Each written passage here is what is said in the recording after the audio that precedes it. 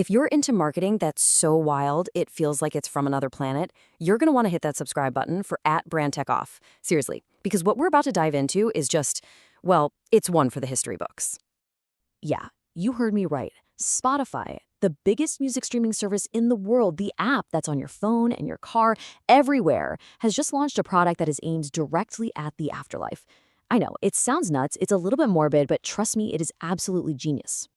So what is this thing? Okay, it's called the Eternal Playlist Urn, and it's a team up with, you guessed it, the most irreverent brand out there, Liquid Death. It looks exactly like you'd expect a cremation urn to look, but here's the kicker. You pop the lid, and boom, it's a wireless Bluetooth speaker. Now, if you're thinking this is just some cheap, throwaway gag, think again. The price tag to listen to your jams for all of eternity, a cool $495. I mean, that's a serious chunk of change for what seems like, a punchline. And good luck even getting one. If you're thinking about buying one, you are going to have to fight for it. This is not some mass-produced gadget. It is a super exclusive collector's item. Only 150 of these are being made for the entire United States. And that scarcity, that is a huge part of the strategy. So this leads us to the big question, right? The mystery at the heart of all this. Why on earth would Spotify, a massive tech company, suddenly pivot to making, well, this? Is it a real product? Is it all just a marketing stunt? Or is it something else entirely? Let's dig in and figure this out. Okay, to really get how weird this move is, we need a little context. We have to look at Spotify's other attempts at making hardware. And let's just say their track record isn't exactly a greatest hits album. A lot of you probably remember the car thing, right? That was Spotify's big push to get a dedicated device in your car. It was meant to be practical, it was supposed to solve a problem, but ultimately, they pulled the plug on it. So to go from a mass market device like that to an ultra niche, super limited collector's urn, that is a wild, wild turn. And, as an actual piece of technology, people are already a little skeptical. TechCrunch jumped on it right away, pointing out that, hey, all the speaker tech is crammed into the tiny lid of this thing. The chances of it actually sounding good, pretty questionable. It's definitely not for audiophiles. So let's get this straight. It's an urn that's not really meant to hold ashes, and it's a speaker that probably doesn't sound very good. So that brings us back to the main point. What is this thing really for? To answer that, we have to stop looking at Spotify and start looking at their partner in crime. And this is where it all starts to make sense. We need to talk about the mastermind of this kind of marketing, Liquid Death. This brand is the key that unlocks this entire crazy strategy. See, you have to understand, Liquid Death might sell canned water, but they are not a water company. No way. They are a media and entertainment brand that's built an empire on morbid, heavy metal-inspired humor. Their entire game is creating these totally outrageous moments that just get everyone talking.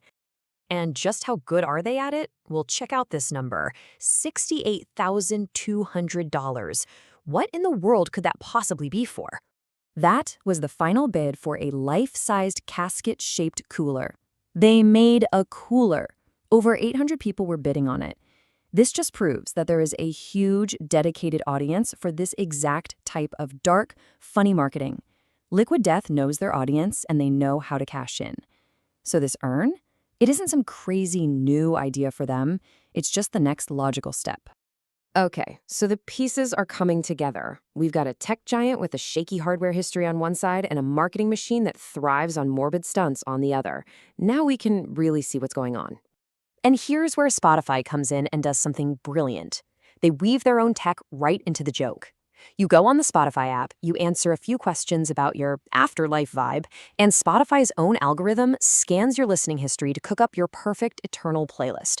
Then that playlist syncs right up with the urn. And the questions themselves are just pure Liquid Death. You get stuff like this. What's your go-to ghost noise? It's the perfect marriage, right? You got Spotify's personalization tech mixed with Liquid Death's wild sense of humor. It makes the whole thing interactive and, more importantly, super shareable. This whole thing is a masterclass in what we can call the stunt economy. In this new world, the goal isn't really to sell 150 urns. That's chump change. The real goal is to generate millions of dollars in free press, create a firestorm on social media, and get that cool brand association. Spotify isn't selling a product, they're trading it for attention. And if you look at the return on investment for Spotify, it's just a massive win.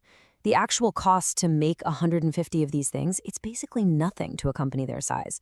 But the value they get back in what we call earned media, articles, videos like this one, and just the cultural relevance they get by teaming up with a brand as cool as Liquid Death, that value is off the charts. So, what's the big lesson here? What's the takeaway from this brilliantly morbid campaign? What does this tell us about where marketing is headed? It's this, plain and simple. A product doesn't have to be practical anymore.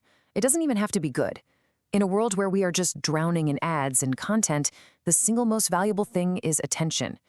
The Eternal Playlist Urn was never designed for your ashes or your ears. It was designed to be a headline. And TechCrunch really nailed it with this quote.